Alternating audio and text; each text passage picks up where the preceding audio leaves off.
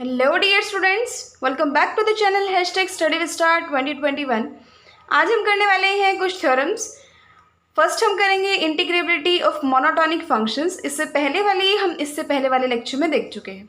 Integrability of monotonic functions करेंगे, integral as a limit of sum ये वाला topic करेंगे, रिमान सम करेंगे, सेकेंड डेफिनेशन ऑफ इंटीग्रेबिलिटी करेंगे, ये वाली थ्योरम करेंगे, 1.20 ये वाली थ्योरम करेंगे एंड लास्ट 1.21 ये वाली थ्योरम करेंगे। उसके बाद थ्योरम्स कंप्लीट हो जाएंगी हमारी, और जो रिमेनिंग एग्जाम्पल्स हैं वो नेक्स्ट लेक्चर में डिस्कस करेंगे। उससे नेक्स्ट में फिर हम एक्सरसाइज करेंगे। तो चलिए स्टार्ट करते हैं। देखिए थ्योरम क्या कहती है, every bounded monotonic function is a integrable function. यानी बाउंडेड है यानी लोअर बाउंड भी एग्जिस्ट करता है उस फंक्शन का और अपर बाउंड भी एग्जिस्ट करता है। हर वर्ड का हमें मीनिंग पता होना चाहिए, तभी हम क्या कर सकते हैं, उन चीज़ों को यूज़ करके और हमारे रिजल्ट को निकाल सकते हैं। मोनोटोनिक फंक्शन का मतलब क्या होता है? मोनोटोनिक होता है दो टाइप का, एक होता है इंक्रीजिंग, एक होता है डिक्रीजिंग। मोनोटोनिक इंक्रीजिंग मतलब उसकी वैल्यू इंक्रीज होती जा रही है, जैसे 1 2 3 4 5 6 अगर ऐसी वैल्यूज आ रही हैं उस फंक्शन की तो वो फंक्शन मोनोटोनिकली इंक्रीजिंग है। एंड मोनोटोनिकली डिक्रीजिंग यानी जैसे जैसे वैल्यूज बढ़ती जा रही हैं वैसे वैसे फंक्शन की वैल्यू, यानी जैसे जैसे x इंक्रीज होता जा रहा है वैसे वैसे f ऑफ x उस फंक्शन की वैल्यू डिक्रीज होती जा रही है। जैसे 10 9 8 7 ये जस्ट सिर्फ एग्जाम्पल के लिए मैं आपको बता रही हूँ ताकि आपको समझ आ जाए। ठीक है, monotonically increasing and monotonically decreasing. हमें ये प्रूव करना है कि कोई भी ऐसा फंक्शन जो मोनोटोनिक हो और बाउंडेड हो वो इंटीग्रेबल फंक्शन होता है। देखो आपको पहले ही पता होना चाहिए, मतलब इस थ्योरम से पहले हम इसको दो पार्ट्स में निकाल लेंगे, इसको सोल्व करेंगे। पहला हम मान के चलेंगे ये मोनोटोनिकली नॉन डिक्रीजिंग है, यानी दो केस बनाएंगे, बाउंडेड तो लेके चलेंगे फर्स्ट केस में भी सेकंड केस में भी। मोनोटोनिक मैंने आपको दो टाइप की बताए और इन्होंने भी दो टाइप की ले रखी है, लेकिन थोड़ा सा डिफरेंट है, non decreasing and non increasing. ठीक है ना, उससे तो कोई फर्क नहीं पड़ रहा। तो फर्स्ट केस होगा बाउंडेड है और मोनोटोनिकली नॉन डिक्रीजिंग फंक्शन है, और जो सेकंड केस बनेगा ना उसमें बाउंडेड होगा और मोनोटोनिकली नॉन इंक्रीजिंग फंक्शन होगा। इन दोनों केसेस में हम दिखा देंगे कि f इंटीग्रेबल है, इसमें भी और उसमें भी। ठीक है, और वही इसने कहा था कि बाउंडेड मोनोटोनिक फंक्शन इंटीग्रेबल है। हमने bounded non decreasing bounded function को भी दिखा दिया कि वो इंटीग्रेबल है, और बाउंडेड नॉन इंक्रीजिंग फंक्शन को भी हमने दिखा दिया कि वो इंटीग्रेबल है। तो हमारा रिजल्ट प्रूफ हो गया ना। तो देखो सबसे पहले जैसे आपको पता ही है मोनोटोनिकली नॉन डिक्रीजिंग मानेंगे। देखो ध्यान से समझना, नॉन डिक्रीजिंग मतलब डिक्रीज नहीं हो रहा है, यानी या तो वो कांस्टेंट है या फिर वो इंक्रीज हो रहा है ना। And bounded function on this interval. अब देखो ये क्या है, बाउंडेड है, यानी इसकी बाउंड एग्जिस्ट करती है। फंक्शन की वैल्यू किसी f ऑफ a और किसी f ऑफ b के हमेशा ही बीच में होगी और इक्वल भी हो सकती है। हो सकता है ये फंक्शन कांस्टेंट हो, क्योंकि हमने यहाँ पे मानना है कि नॉन डिक्रीजिंग यानी इंक्रीजिंग भी हो सकता है। जो ये इनइक्वालिटी शो कर रही है, जो लेस देन वाला साइन है ना, ये शो कर रहा है किसको, इंक्रीजिंग को। और कांस्टेंट फंक्शन को कौन रिप्रेजेंट कर रहा है, इक्वल वाला। इक्वल कब होगा, अगर ये फंक्शन कांस्टेंट है। तो नॉन डिक्रीजिंग फंक्शन है और बाउंडेड फंक्शन है, तो आप ये कहोगे कि जो f ऑफ x है ना, जैसा कि बाउंडेड है तो किन्हीं दो वैल्यूज़ के बीच में है। ऑब्वियसली f ऑफ a मान लो, इसको आप f ऑफ b मान लो। ठीक है, a और b तो पॉइंट्स इस इंटरवल के ही है ना, और x इनके बीच में कहीं है। अब देखो अगर f of a f of b के इक्वल हो जाता है तो f कॉन्स्टेंट फंक्शन है और इंटीग्रेबल होगा। अगर मैंने आपको अभी बताया ये इक्वल हो गए, यानी f of a f of x और f ऑफ b तीनों इक्वल हो गए, यानी f of a f of b के इक्वल हो गया, तो f कैसा है, कांस्टेंट फंक्शन है, और कांस्टेंट फंक्शन हमेशा इंटीग्रेबल होता है। यानी एक केस में तो हमने प्रूव कर दिया जब ही इक्वल है। अब लास्ट केस हमारा क्या रहता है, f of a is less then f of b। ठीक है, नेक्स्ट जो केस है ना बिल्कुल सेम एज इट इज़ ऐसा ही है यहाँ से आगे। तो यहाँ तक अगर आपको अच्छे से समझ आ गया ना तो ज़्यादा डिफिकल्टी नहीं होगी आपको इस थ्योरम में। एक दो बार लिख के देखा और बिल्कुल अच्छे से आपको आ जाएगा समझ। अब इक्वल वाला हमने किया, अगर f of a f of b से लेस है तो देखो जैसे मैं आपको बताती हूँ, कुछ चीज़ें ऐसी होती हैं थ्योरम्स के अंदर जो आपको याद रखनी पड़ती हैं कि इसमें हमें ये मान के चलना है। यहाँ तक तो आप फ्लो में आ जाओगे कि ये बाउंडेड है, फिर हमने कांस्टेंट मान लिया तो इंटीग्रेबल होगा, फिर कांस्टेंट के अलावा बच क्या गया, ये वाली इनइक्वालिटी, तो ये मान लिया।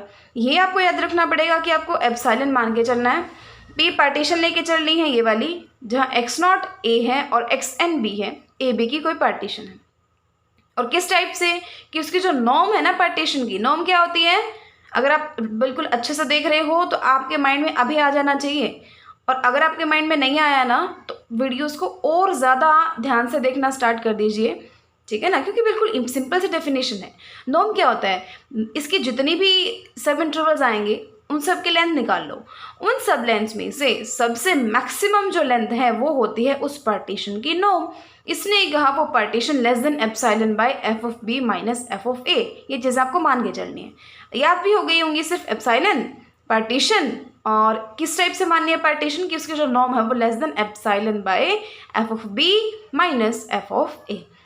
अब देखो ध्यान देना, f इज़ मोनोटोनिकली इंक्रीजिंग। अब इस चीज़ में तो आई होप आप कंफ्यूज नहीं हो रहे हो कि यहाँ इसने नॉन डिक्रीजिंग कहा, यहाँ इसने इंक्रीजिंग कहा। नॉन डिक्रीजिंग मतलब या तो वो कांस्टेंट है या फिर वो मोनोटोनिकली इंक्रीजिंग है। कांस्टेंट हम डिस्कस कर चुके हैं, तो अब किसका केस बचा, मोनोटोनिकली इंक्रीजिंग का बच गया ना। तो तभी इसने कहा मोनोटोनिकली इंक्रीजिंग का मतलब क्या होता है कि जो छोटी वैल्यू आ रही है तो उस पर फंक्शन की वैल्यू भी छोटी है, और कोई बड़ा पॉइंट ले लिया तो उस पर फंक्शन की वैल्यू भी बड़ी है। क्यों? क्योंकि पॉइंट के साथ साथ फंक्शन की वैल्यू इंक्रीज हो रही है, तभी तो वो मोनोटोनिकली इंक्रीजिंग बोला हमने। सो MR जो लोअर बाउंड है वो किसी छोटे पॉइंट पे आएगा, और जो अपर बाउंड है वो बड़े पॉइंट पे आएगा। ये XR-1 पे वैल्यू होगी MR की, और ये XR पे होगी। सो f ऑफ XR-1 क्या होगा, ग्रेटेस्ट लोअर बाउंड, और f ऑफ XR होगा लीस्ट अपर बाउंड। अब इंटीग्रेबल दिखाने के लिए आपको एक कंडीशन पता है, आप ये दिखा दो कि ये रहा, हमने की थी ये थ्योरम, आई होप आपको याद है कि UFP माइनस LFP अगर लेस देन एप्सिलॉन हो जाता है ना, ठीक है, तो वो क्या हो जाती है, हमारी इंटीग्रेबल फंक्शन हो जाता है। अब देखो निकालते हैं फिर UFP माइनस LFP। ये चीज़ आपको पता है ना, पीछे हम कर चुके हैं।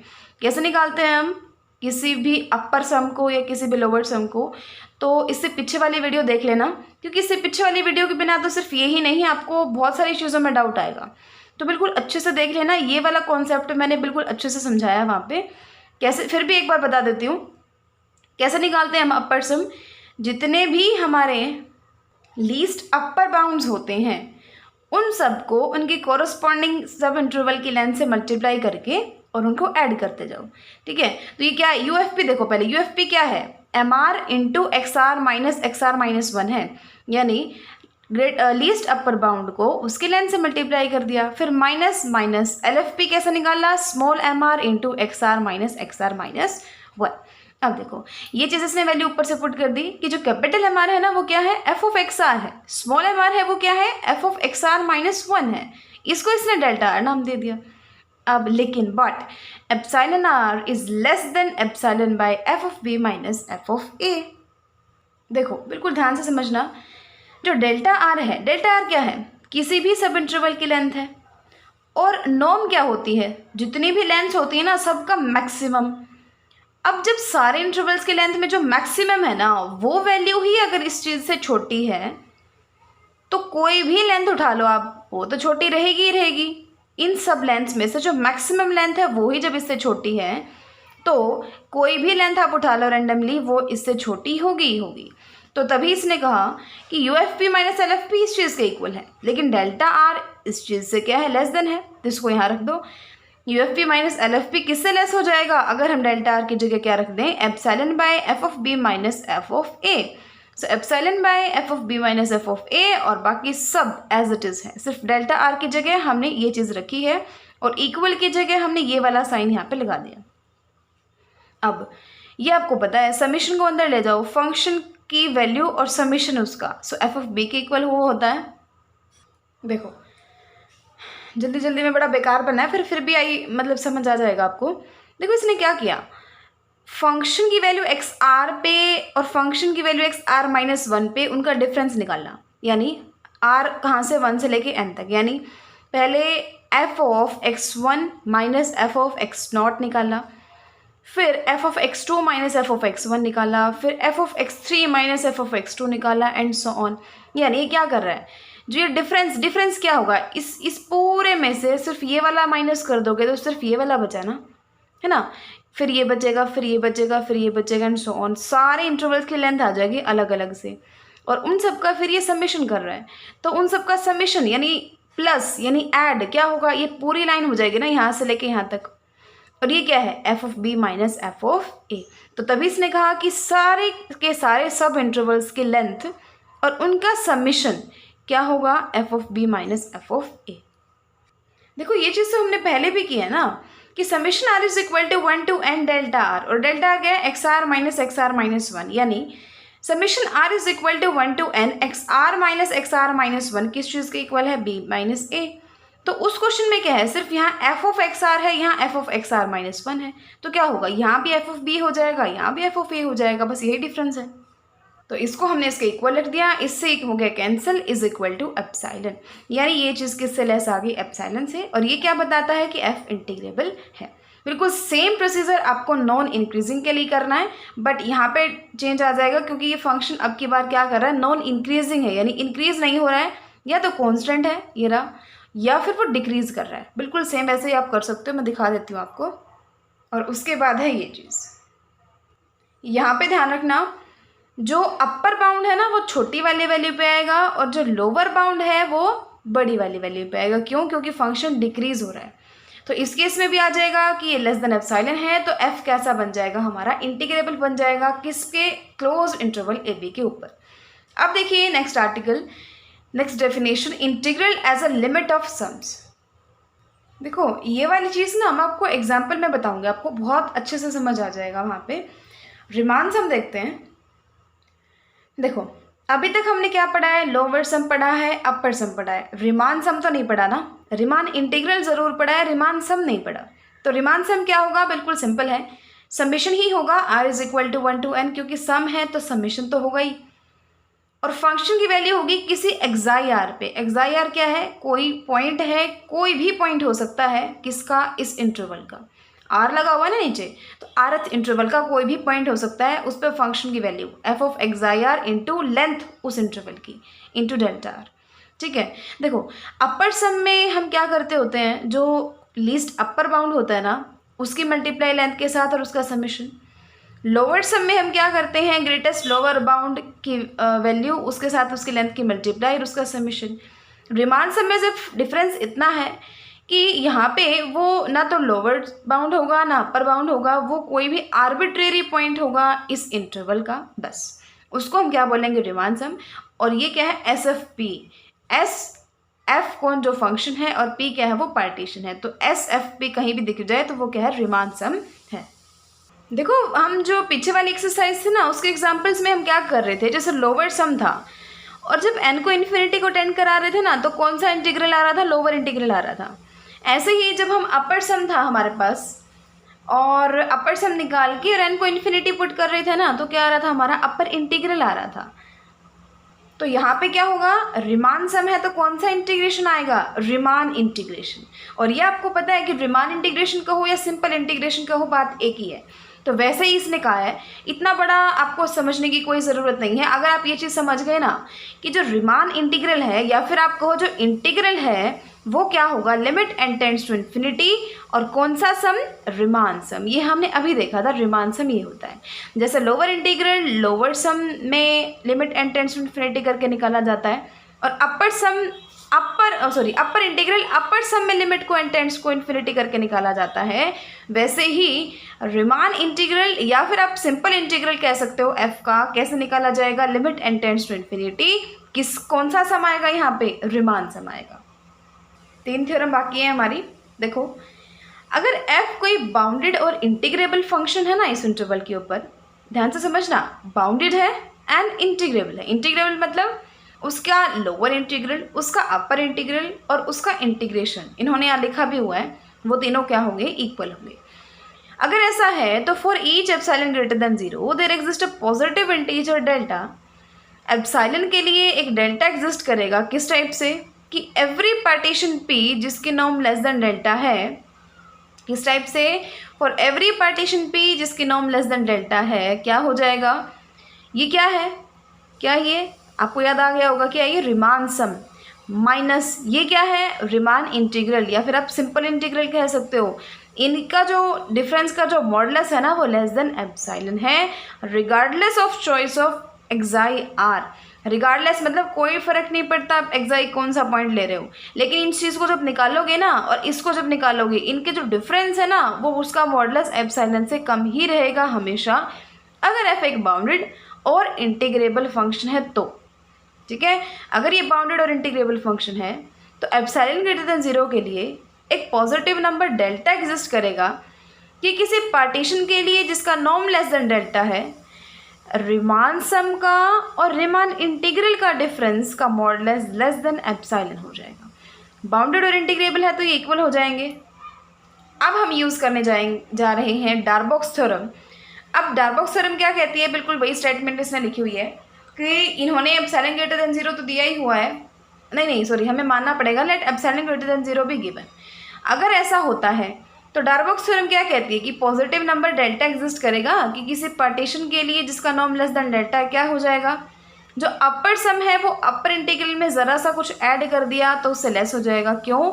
क्योंकि अपर इंटीग्रल क्या होता है, इन्फीमम होता है, यानी नीचे वाली वैल्यू होती है, और नीचे वाली वैल्यू में मैंने ज़रा सा कुछ ऐड कर दिया तो कोई ना कोई अपर सम एग्जिस्ट कर जाएगा जो इस वैल्यू से छोटा होगा।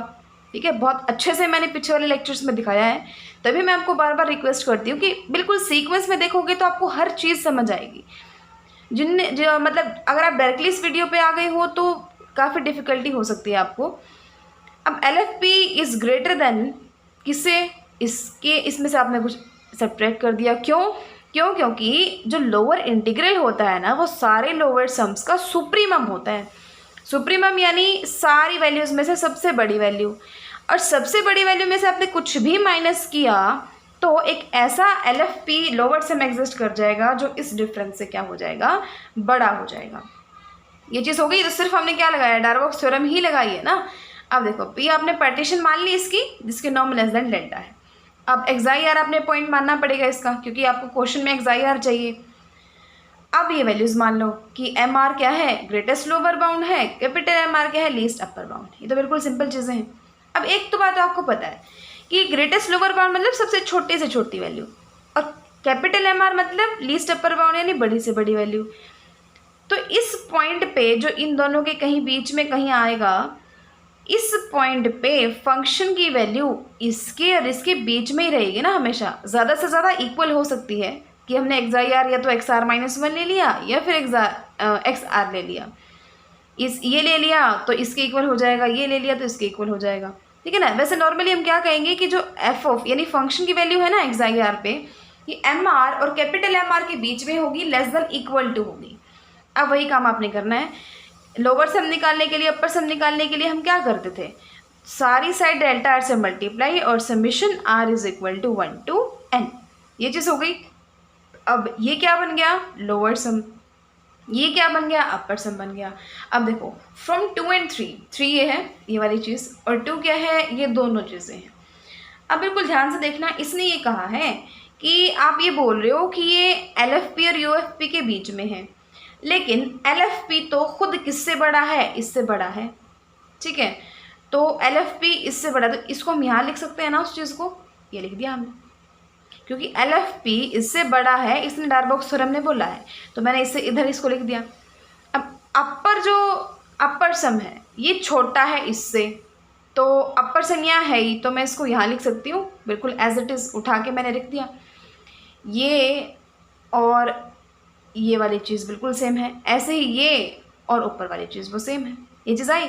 अब ये क्यों किया है ये आपको बिल्कुल अच्छे से समझ आ जाएगा। अभी कैसे, देखो अब इसने क्या किया,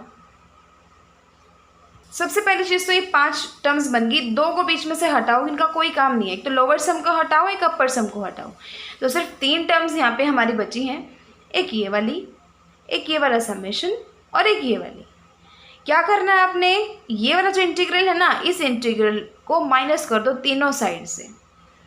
तो यहाँ ये माइनस किया तो इससे वो कैंसिल हो जाएगा, सिर्फ माइनस एप्सिलॉन बच गया, यहाँ पे प्लस एप्सिलॉन बच गया, और सेंटर में तो सिर्फ एक ही टर्म है तो ये चीज़ आ गई, और माइनस में ये चीज़ आ गई। ये चीज़ यहाँ क्यों नहीं आई, क्योंकि इसकी वजह से ये कैंसिल हो गया, इसकी वजह से यहाँ पे ये कैंसिल हो गया। ये चीज़ आपको आ गई ना समझ। अब ये लिखो या ये चीज़ लिखो, बात तो एक ही है। यानी इन दोनों का डिफरेंस माइनस एप्सिलॉन और प्लस एप्सिलॉन के बीच में है। तो अगर आप मॉडुलस ले लेते हो यानी सिर्फ पॉजिटिव वैल्यू ले लेते हो तो वो तो सिर्फ एप्सिलॉन से कम रह जाएगी, नेगेटिव तो आने से रही है ना। तो यही आपको प्रूव करना था, बिल्कुल इजी है। ये है हमारी थ्योरम 1.19।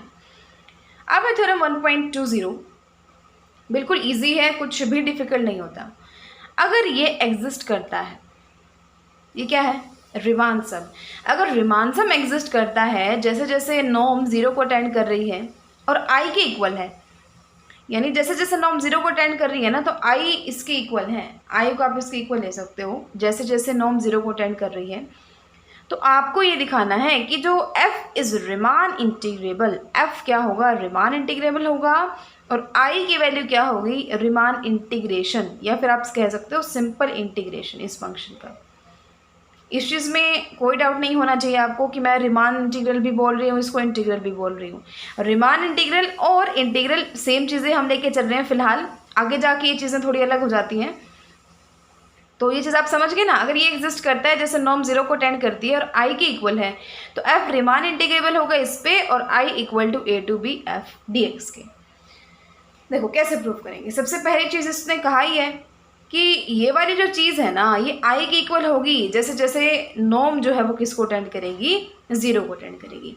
तो नॉर्म टेंड्स टू 0, तो जो रिमान सम है वो किसके इक्वल हो जाएगा, i के इक्वल हो जाएगा। अब for each epsilon greater than 0 there exists a delta greater than 0 and partition this with a norm less than delta such that ये इससे लेस हो जाएगा। ये पूरी की पूरी चीज़ इसने कहाँ से ली है, लिमिट की डेफिनेशन इसने लगा दी ना। जब ये लिमिट 0 को टेंड कर रही है तो ये चीज़ इसके इक्वल है, तो यानी इन दोनों का डिफरेंस किसी एप्सिलॉन बाय 4 से कम है। वैसे तो हम एप्सिलॉन लेते हैं, लेकिन एप्सिलॉन बाय 4 हमने इसलिए लिया है ताकि आगे जाके वो कैंसिल हो जाए, ठीक है, हमें ज़रूरत पड़ेगी इसकी। वैसे आप एक टाइप से एप्सिलॉन ही मान सकते हो। इस चीज़ में कभी भी कंफ्यूज नहीं होना चाहिए कि यहाँ एप्सिलॉन बाय 4 क्यों ले लिया, कहीं एप्सिलॉन बाय 2 क्यों ले लिया। बस उसका मेन रीज़न यही होता है कि आगे जाके 2 एप्सिलॉन 3 एप्सिलॉन आए, सिर्फ एप्सिलॉन बच जाए, तो उसके लिए हम पहले ही एप्सिलॉन ना लेके उसी हिसाब से ले लेते हैं, ठीक है। यानी मेन चीज़ तो ये है कि जैसे जैसे ये नॉर्म 0 को टेंड कर रही है ना, तो ये वैल्यू इसके इक्वल आ रही है, तो इन दोनों का डिफरेंस हमेशा ही एप्सिलॉन बाय 4 से कम रहेगा उसका मॉडुलस। मॉडुलस हटाओगे तो वही बात है, माइनस एप्सिलॉन बाय 4 और प्लस एप्सिलॉन 4 के बीच में आ जाएगी ये वैल्यू, है ना। ये तो सिंपल सी चीज़ें होती हैं। Capital M R least upper bound है, small M R greatest lower bound है। ये तो हम थक गए हैं मानते मानते। अब देखो, then for each r is equal to 1 to n we choose CR और DR फ्रॉम दिस। देखो CR और DR आपने इसके बीच में से कोई 2 पॉइंट्स ले लिए, तो एक बात बताओ, अगर मैं कैपिटल एम आर क्या है, अपर बाउंड है, क्या है, लीस्ट अपर बाउंड है। अपर बाउंड में से मैंने ज़रा सा कुछ माइनस कर दिया तो कोई ना कोई वैल्यू एग्जिस्ट करेगी ना जो इस वैल्यू से बड़ी होगी, f ऑफ CR। ये डेफिनेशन होती है ग्रेटेस्ट लीस्ट अपर बाउंड की, ठीक है। और ये क्या है, जो ग्रेटेस्ट लोअर बाउंड है उसमें से हम ज़रा सा कुछ ये ऐड कर देते हैं ना, तो कोई ना कोई फंक्शन की वैल्यू एग्जिस्ट कर जाती है जो इससे छोटी होती है। ये हमने मान लिया f ऑफ CR है, ये हमने मान लिया f ऑफ DR है, और यहाँ एप्सिलॉन ना लेके हमने epsilon by 4 into B minus A लिया है, यहाँ हमने epsilon by 4 into B minus A लिया है, दोनों सेम लिए हैं, ठीक है। अब देखो क्या किया इसने, जो कैपिटल एम आर है वो लेस है f ऑफ CR प्लस, इसको उधर प्लस में ले गया, इसको उधर माइनस में ले गया, ये 2 टर्म्स आ गई। अब आपको निकालना क्या है, UFP माइनस LFP किसके इक्वल होता है, अपर सम, UFP क्या होता है, अपर सम होता है, लोअर सम क्या होता है, ये वाली चीज़ होती है। तो ये टाइप सम इसमें लिख दिया। अब ऊपर हमारे पास क्या आया है, MR की वैल्यू, तो एक यहाँ पे आप MR की वैल्यू रख लो। MR इस वैल्यू से छोटा है, यानी इस इक्वेशन में अगर मैं MR की वैल्यू ये रख दूँ तो जो इक्वेशन आएगी वो इससे छोटी होगी। MR अगर इससे छोटा है, आप एक काम कर लो, इस इक्वेशन में दोनों साइड क्या कर लो, एक डेल्टा R से मल्टीप्लाई और फिर summation R is equal to 1 to n। तो ध्यान से सुना क्या कह रही हूँ मैं, तो क्या हो जाएगा, summation R is equal to 1 to n MR delta R किससे लेस हो जाएगा, summation R is equal to 1 to n, ये वाली पूरी चीज़ और इनटू में डेल्टा R। क्यों, क्योंकि हमने दोनों साइड डेल्टा R से मल्टीप्लाई किया है और समीशन किया, बस ठीक है ना, वही चीज़ है। तो ये चीज़ किससे लेस हो गई, जो मैंने अभी बोला उससे, और वो चीज़ क्या है, यही तो है। और ऐसे ये किससे लेस हो जाएगी, इससे। अब आगे मैं कुछ नहीं करना है, इसको सोल्व करना है। सोल्व करने के लिए सबसे पहले डेल्टा आर से दोनों को मल्टीप्लाई कर दो, कर दिया। ऐसे ही इन दोनों को मल्टीप्लाई कर दो। अब ये यूं का यूं है। यहाँ पे इसने क्या किया, बिल्कुल ध्यान से देखना, यहाँ पे इसने एप्सिलॉन बाय 4 और एप्सिलॉन बाय 4, ये चीज़ तो किसको पुट की है, जो हमने ऊपर माना था। देखो बिल्कुल टर्म वाइज समझाती हूँ आपको। ये चीज़ एज इट इज़ और ये वाली टर्म एज इट इज़। अब सारे सब इंटरवल्स के लेंथ का सम क्या होता है, बी माइनस ए होता है।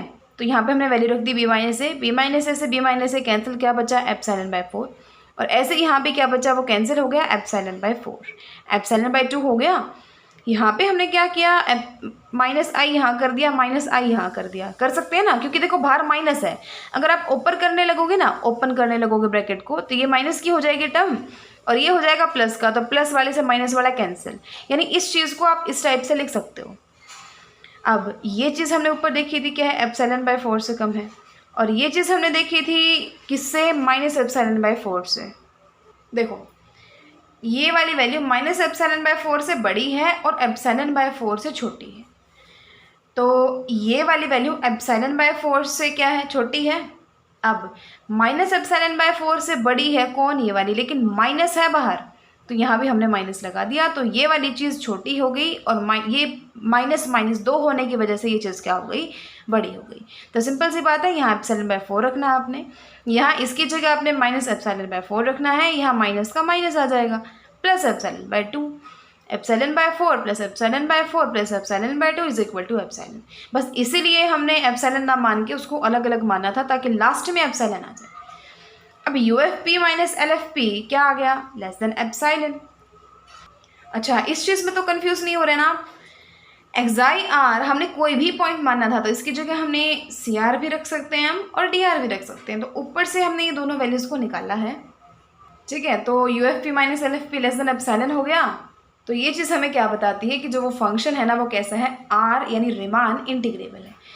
लेकिन आपको ये भी तो प्रूव करना था ना कि आई उस रिमान इंटीग्रेशन के इक्वल है, यानी सिर्फ ये प्रूव करना आपका रहता है। ये तो बिल्कुल ईजी है। सबसे पहली बात तो जो ग्रेटेस्ट लोअर बाउंड है और लीस्ट अपर बाउंड है, यानी लोअर बाउंड और अपर बाउंड के बीच में ही होगी ना उस फंक्शन की वैल्यू, यानी F of X I R small M R और कैपिटल एम आर के बीच में होगी। अब L F P is less than summation are is equal to 1 to n F of X I R into delta. इसे क्या किया, बिल्कुल कंफ्यूज होने की कोई भी ज़रूरत नहीं है आपको। इसने सारे कई स्टेप एक साथ कर दिए। सबसे पहले तो इसने किया तीनों साइड डेल्टा आर से मल्टीप्लाई और फिर समीशन ले लिया। तो ये तो बन गया एल एफ पी, ये बन गया यू एफ पी, और यहाँ हो गया मल्टीप्लाई, यानी F of X I R into delta r और समीशन। यहाँ तक तो सिर्फ यही है ना। अब U F P minus L F P किससे कम था, एप्सिलॉन से। एल एफ पी को उधर ले जाओ, प्लस में चला गया, तो U F P is less then L F P plus epsilon, ये हो गया ना। तो ये चीज़ आ गई। अब हमें जिसकी ज़रूरत है उसको रख लो, बाकी निकाल दो। आपको सिर्फ और सिर्फ इसकी और इसकी, इन दो की ज़रूरत है, तो इसको और इसको आप रिजेक्ट कर दो। अब आपने क्या किया, इसको इधर माइनस में ले आए, तो ये चीज़ माइनस एल एफ पी किससे लेस हो जाएगी, एप्सिलॉन से। अब ऑल्सो देखो L F P is less than equal to क्या, ये क्या है ये लोअर इंटीग्रल, ये क्या है अपर इंटीग्रल, और ये क्या है अपर सम। ये रिलेशन हम कई बार कर चुके हैं, और अगर आपको याद नहीं है तो एक बार फिर से याद कर लेना कि लोअर सम फिर लोअर इंटीग्रल फिर अपर इंटीग्रल फिर अपर सम, और ये लेस देन वाला साइन, यानी सबसे छोटा लोअर सम होता है, फिर अपर सम होता है, लोअर सम के बाद लोअर इंटीग्रल फिर अपर इंटीग्रल फिर अपर सम। अब ये दोनों तो इक्वल बताए थे, क्यों, क्योंकि एफ इंटीग्रेबल हमने प्रूव कर दिया ना। अब इंटीग्रेबल है तो लोअर सम अपर सम और इंटीग्रल तीनों चीज़ें सेम ही होंगी, हमने अभी पीछे लिखा था। यानी इन दोनों की जगह आपने सिर्फ एक चीज़ लिख दी, ए से B F of D X, ये चीज़ एज इट इज़ है, ये चीज़ एज इट इज़ है। अब देखो यू एफ पी तो किससे लेस था, L F P plus epsilon से। अभी हमने ऊपर किया ना, U F P is less then L F P plus epsilon, तो इसकी जगह हमने क्या रख दिया, L F P plus epsilon. अब आपको इसकी कोई ज़रूरत नहीं है, इसको हटा दो। सो इसमें से ये वाला माइनस कर दो, यानी इसको इधर माइनस में ले आओ। ये integral minus L F P is less than epsilon हो गया। अब आई माइनस, ये चीज़ आपको याद करनी है कि आपको ये लेके चलना पड़ेगा, आई इज, आपको इन दोनों को इक्वल दिखाना है ना, इन दोनों को इक्वल दिखाना है, तो आप क्या लेके चल पड़ो, आई माइनस ए से B F of D X और उसका मॉडुलस। अब देखो दो चीज़ें ये ऐड भी करेगा और सब्ट्रैक्ट भी करेगा। क्या, आई एज इट इज़ है और ये वाली चीज़ एज इट इज़ है। ये वाला सबमिशन यानी ये क्या है, रिमान सम, रिमान सम ही माइनस कर दो, रिमान सम ही ऐड कर दो, एल एफ पी ही माइनस कर दो, एल एफ पी ही ऐड कर दो। अब इस चीज़ के इक्वल हो गया। अब ये आपको पता है कि इस सारे के सारे मॉडुलस के अंदर हों और मॉडुलस को हम खोल दें यानी उन अलग अलग टर्म्स के ऊपर लगा दें, तो वो साथ वाली जो होती है ना वो लेस देन इक्वल टू होती है। यानी मॉडुलस जब पूरे के ऊपर हो वो वाली term less than equal to होती है जब हम उस मॉडुलस को अलग अलग पे लगा दें। यानी ये चीज़ प्लस ये वाली चीज़ प्लस ये वाली चीज़। अब 1, 3 एंड 4 सबका इकट्ठा यूज़ कर रहा है। 4 ये वाली है, 3 आपकी ये वाली है, 1 आपकी ये वाली। ये किससे लेस था, एप्सिलॉन बाय 4 से। ये किससे लेस था, एप्सिलॉन से। ये किससे लेस था, एप्सिलॉन से। 1, 3 एंड 4 इक्वेशन से इसको आपने एप्सिलॉन स्टार मान लिया, यानी ये चीज़ लेस देन एप्सिलॉन स्टार आ गई। अब ये दोनों ही आर्बिट्रेरी होते हैं तो ज़ीरो को टेंड करते हैं। ये वही चीज़ है कि एप्सिलॉन बार हमने अपनी तरफ से लिया है ना, तो वही चीज़ है, हम इसको कुछ भी ले सकते हैं कि आर्बिट्रेरी है तो हम इसको ज़ीरो ले सकते हैं कि ये ज़ीरो को टेंड कर रहा है, यानी इनका डिफरेंस ज़ीरो को टेंड कर रहा है, यानी दोनों इक्वल हो रहे हैं। ठीक है, उन दोनों का डिफरेंस ज़ीरो को टेंड कर रहा है। बिल्कुल सोच के देखना, उन दोनों का जो डिफरेंस था ना वो ज़ीरो को टेंड कर रहा है, इसका मतलब वो दोनों इक्वल होते जा रहे हैं ना। तो जब वो ज़ीरो को ही टेंड कर जाएगा तो आई इज़ इक्वल टू हो जाएगा इस चीज़ के। I hope this is clear to you. Last theorem हमारे इस लेक्चर की है ये वाली। अगर एफ इंटीग्रेबल है तो जो ये इंटीग्रेशन है ना वो इस चीज़ के इक्वल होगा, यानी limit N tends to infinity summation are is equal to 1 to n H F of A plus R H, जहाँ पे एच किस चीज़ के इक्वल है, B minus A by N के। और ये किसके इक्वल होगा, limit N tends to infinity इस चीज़ के, अगर एच ये है तो। अगर इंटीग्रेबल है ना तो ये दोनों चीज़ें होंगी। तो पहली चीज़ देखो, पी आपने पार्टीशन मान लिया, वही जो हम मानते हैं हमेशा ही। पी आपने मान लिया क्या, सॉरी एक्स नॉट से लेके एक्स आर तक सारों का पार्टीशन कर दिया आपने, और जो एक्स नॉट है वो फर्स्ट टर्म है यानी ए है, और जो एक्स एन है वो लास्ट टर्म यानी बी है। उसको आप ए प्लस एन एच भी बोल सकते हो। क्यों, क्योंकि फर्स्ट टर्म हमने ए और एक्स नॉट सेम माना ना, नेक्स्ट टर्म में क्या कर रहे हैं हम, ए में कुछ एच ऐड कर रहे हैं, उसको एक्स वन बोल दिया, ए में फिर 2h ऐड कर दिया, उसको x2 बोल दिया, एंड सो ऑन। ए में nh ऐड कर दिया तो उसको हम क्या बोलेंगे, xn, और वही हमारा क्या है, b। ये हमने सिर्फ पार्टीशन मानी है। और इस टाइप से कि सबकी जो लेंथ है ना वो h है, वही जो इन्होंने कहा हुआ है ना बिल्कुल वही मान लेना, जहाँ पे h इस चीज़ के इक्वल है। अब ये चीज़ क्या होती है, नॉर्म होती है ना, ये तो b, बिल्कुल ध्यान से देखना, b minus A by N. b minus A यानी लास्ट वाले पॉइंट में से पहले वाला पॉइंट माइनस करके और n से डिवाइड कर दो, यानी जितने भी इंटरवल्स हैं उनसे डिवाइड कर दो, तो वो क्या आ जाएगी, नॉर्म ही आ जाएगी। यानी h is equal to B minus A by N, जो कि नॉर्म है और जो कि क्या है, डेल्टा आर है। कोई ना किसी की तो इक्वल होगी ना। नॉर्म क्या होती है, मैक्सिमम लेंथ होती है। अब किसी ना किसी इंटरवल की तो मैक्सिमम लेंथ होगी ही होगी, हमने मान लिया वो डेल्टा आर की है, मतलब आरथ इंटरवल की है लेंथ है मैक्सिमम, और वही नॉर्म होगी। अब ये तो आपको पता है कि जो नॉर्म है ना वो ज़ीरो को टेंड करती है जैसे जैसे एन इन्फिनिटी को टेंड करता है। अब आगे देखिए कि ये जो इंटीग्रेशन है ये किस चीज़ के इक्वल होता है, limit norm tends to zero summation are is equal to 1 to n F of X I R delta R. ये हमने अभी थ्योरम की है, अभी पीछे हमने थ्योरम करके आए हैं हम, ये वाली, कि अगर ये एग्जिस्ट करता है p टेंड्स टू ज़ीरो पे तो ये i के इक्वल होगा और i इस चीज़ के इक्वल होगा, यानी limit norm tends to zero और ये चीज़ i के इक्वल है और i इसके इक्वल है, तो limit norm tends to zero ये चीज़ इक्वल है इसके। तो वही चीज़ हमने डायरेक्टली वहाँ लिखी है। अब जहाँ पे जो डेल्टा आर है वो h है, अभी हमने देखा था डेल्टा आर h है, और एक्साई आर इसका कोई पॉइंट है। अब इसने जो कहा है और इसमें क्या डिफरेंस है, सिर्फ इतना सा ही डिफरेंस है कि वहाँ पे एक्साई आर नहीं है, क्या है, F of A plus R H है। तो सिंपल सी चीज़ है, एक्साई आर आर्बिट्रेरी है तो उसका आप यही मान लो A plus R H. So A is A to B F of dx and यही चीज़ आ जाएगी, बिल्कुल सेम है सब। बट इसने क्या किया, नॉर्म टेंड्स टू जीरो की जगह n टेंड्स टू इन्फिनिटी कर दिया, और एक्साई आर की जगह इसने वैल्यू रख दी क्या, f of a plus R H, और डेल्टा आर की इसने वैल्यू रख दी h। बस वैल्यूज रखिए, बिल्कुल वैसा ही इसमें होगा, लेकिन उसी हिसाब से ना आपको पार्टीशन बनानी पड़ेगी जैसा इन्होंने बोला हुआ है। उस वाले में कहीं ना कहीं एडिशन हो रहा था, यहाँ पे मल्टीप्लिकेशन हो रहा है, तो आप पार्टीशन P कैसे मानोगे, x नॉट a, लास्ट कौन होता है x n b, वहाँ पे हम क्या कर रहे थे a plus H, a plus two H and a plus N H. Second part में हम करेंगे a h square, a h cube and so on a h raise to the power n, ऐसी पार्टीशन मान लेंगे, जहाँ पे जो last वाली टर्म है वो b है। अब h की वैल्यू निकालो, यहाँ से क्या आ जाएगी, b बाई ए की पावर 1/n, यानी डेल्टा आर, यानी जो आरथ इंटरवल है ना उसकी लेंथ क्या होगी, AHR, यानी जो आरथ इंटरवल की लेंथ है उसमें से r माइनस 1th इंटरवल की लेंथ अगर हम माइनस कर देते हैं तो वो क्या आ जाती है, उस इंटरवल की लेंथ। सो AHR और AHR माइनस 1, यानी इस पॉइंट में से इस पॉइंट को माइनस कर दिया तो वही तो उस इंटरवल की लेंथ आएगी जिसकी नॉर्म 0 को टेंड करती है, जैसे n इन्फिनिटी को टेंड करता है।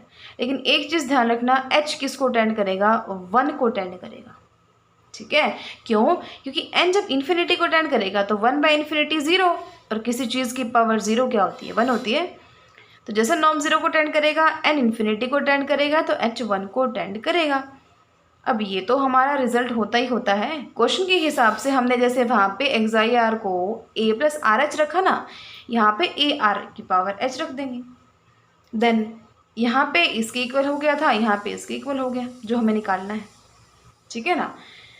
तो देखो अब एक नोट और है यहाँ पे, कोरोलरी है इसकी। इसने क्या कहा, अगर f इंटीग्रेबल है इस इंटरवल के ऊपर तो 0 से लेके 1 तक f of x dx is equal to limit n tends to infinity 1/n summation r is equal to 1 to n f of r/n।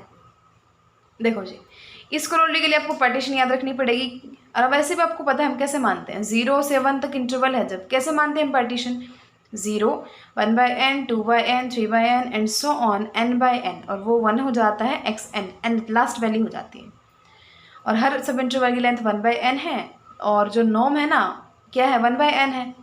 Maximum length तो 1/n ही है, क्योंकि सबका डिफरेंस, सारे इंटरवल्स की लेंथ जब 1/n है तो मैक्सिमम भी तो 1/n ही होगी। और ये नॉर्म जो है वो 0 को टेंड कर रही है, क्यों, क्योंकि जब n इन्फिनिटी को टेंड करेगा तो 1/इन्फिनिटी 0 को ही तो टेंड करेगा ना। अब पार्टीशन ये है, और ये 0 को टेंड कर रही है जैसे इन्फिनिटी को टेंड कर रहा है, तो हमने वही चीज़ लिख ली ना जो फर्स्ट और सेकंड पार्ट प्रूव करते हुए हमने लिखा था, सिर्फ वही लिख लिया, बस वहाँ ए बी था, यहाँ हमने 0 1 मान लिया। अब एक्साई आर इस इंटरवल में से कहीं होगा, और ये इसकी वैल्यू क्या है, r माइनस 1/n, इसकी वैल्यू क्या है, r/n है। एक्साई आर को मान लो आपने r/n ले लिया, क्यों लिया है आपने r/n, क्योंकि आपको फंक्शन r/n का प्रूव करना है, और ये यहाँ आपको दिख रहा है कि एक्साई आर का है, तो f ऑफ r/n कब आएगा इसकी जगह, जब आप एक्साई आर को क्या रख दोगे, r/n, तो एक्साई आर को r/n रख दिया। ये तो सेम है लेफ्ट हैंड साइड, यहाँ पे नॉर्म 0 को टेंड कर रही है तो n इन्फिनिटी को टेंड कर रहा है, r is equal to 1 to n f of r/n, और डेल्टा आर लेंथ क्या है, 1/n है। So limit n tends to infinity 1/n summation r is equal to 1 to n f of r/n हो जाएगा। अब आगे तो इसके एग्जाम्पल्स हैं, क्वेश्चंस हैं इन्हीं पे बेस्ड, तो इन थ्योरम्स को इस वीडियो के थ्रू बहुत अच्छे से कर लेना। नेक्स्ट लेक्चर में मैं एग्जाम्पल्स कराऊंगी आपको, और डोंट वरी, बिल्कुल ही इजी है, बहुत ही इजी वे में हमको करेंगे। सो अच्छे से करना, keep learning and thanks for watching.